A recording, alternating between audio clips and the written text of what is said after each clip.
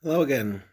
Our next Mishnah, back in Beitzah, Perek, chapter 5, Mishna 4, Mishna Daled, picks up where the last Mishnah left off, continuing with the concept of this issue related to Tchumin, of the limits of items based on who owns them or who's expected to be in charge of them on Shabbat or Yom Tov.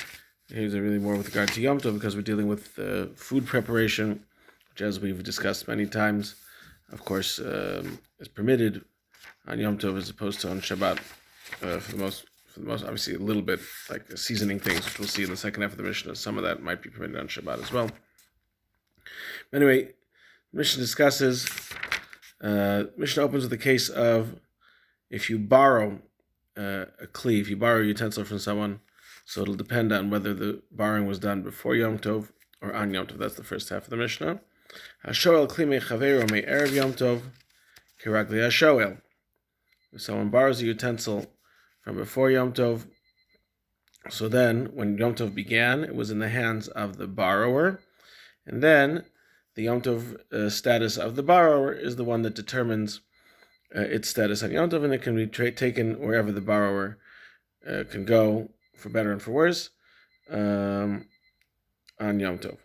Be Yom Tov correctly amashil. But if it was borrowed on Yom Tov, so then when Yom Tov began, it was in the hands of the lender, and therefore wherever, for better and for worse, wherever he can go, this item can be taken. Which is, you borrowed on Yom Tov, even under the conditions that you're allowed to borrow on Yom Tov, the borrower cannot take it beyond the places where the lender could have gone, and he is limited in that way. And Kati points out, based on the Gemara, that this is even if this person regularly borrows this item on Yom Tov.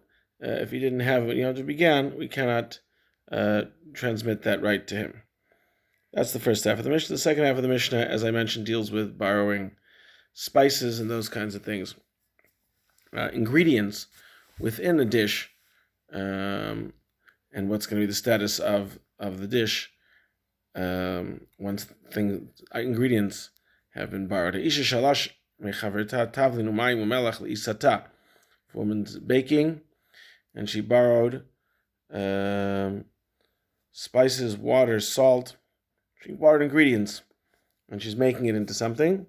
So these are limited by where only the places where both can go. Because now it's become the property of the borrower. It also has the status of the lender, because they both have, because the part of the some of the ingredients belong to one, some of them belong to the other, and therefore it is limited to only the places where both are permitted to go. And we'll have, if you remember from previous Mishnah, we had the two overlapping parts of the circles. If one was able to go east, one was going to go west. This can only be taken to the places in the middle. Rabbi Yehuda poter b'mayim she'ein behem mamash. If the borrowed ingredient was water, she says once you do something with water, it lacks substance.